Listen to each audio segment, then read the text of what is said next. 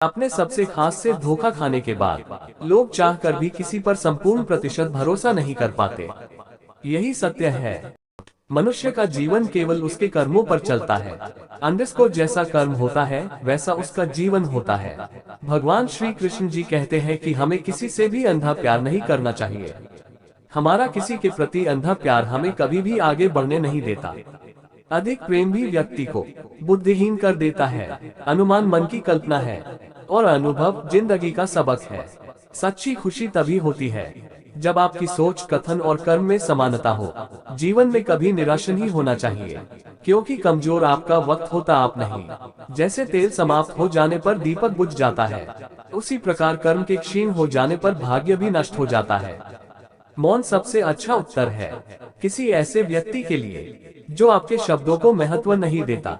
मनुष्य जन्म लेता है तो उसके पास सांसें तो होती हैं, पर कोई नाम नहीं होता। जब मृत्यु होती है तो उसके पास नाम तो होता है पर सांसें नहीं होती।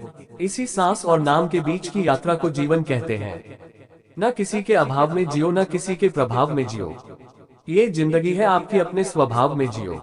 किसी के प्रति मन में क्रोध लिए रहने की अपेक्षा उसे तुरंत प्रकट कर देना अधिक अच्छा है। जैसे क्षण भर में जल जाना देर तक सुलगने से अधिक अच्छा है। इंसान चाहे जितना भी खुद को व्यस्त रख ले, जिससे वो प्रेम करता है उसकी यादों से नहीं बच सकता। समय कभी नहीं रुकता। आज यदि बुरा चल रहा है तो कल अवश्य अच्छा आएगा।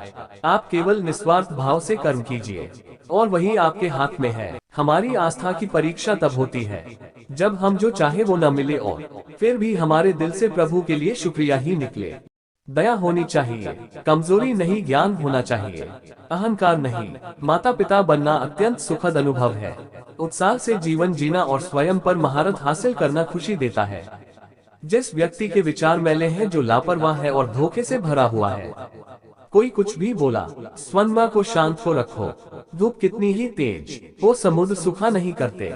मन की गतिविधियों, होश, श्वास और भावनाओं के माध्यम से भगवान की शक्ति सदा तुम्हारे साथ है और तुम्हें बस लगातार एक साधन की तरह प्रयोग कर सके सभी कार्य कर रही है।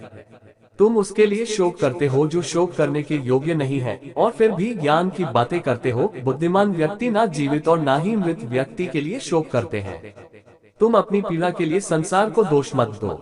अपने मन को समझाओ, तुम्हारे मन का परिवर्तन ही तुम्हारे दुखों का अंत है।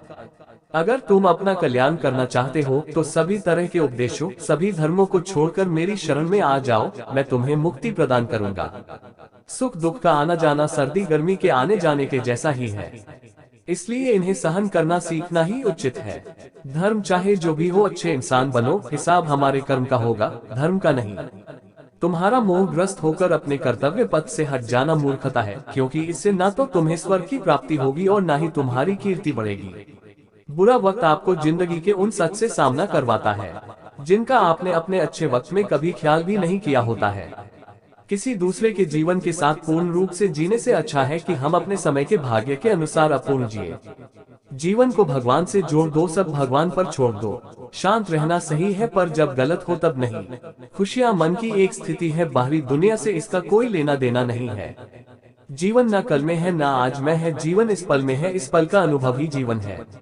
हम दुनिया से कभी शांति नहीं पा सकते जब तक हम खुद अंदर से शांत ना हो।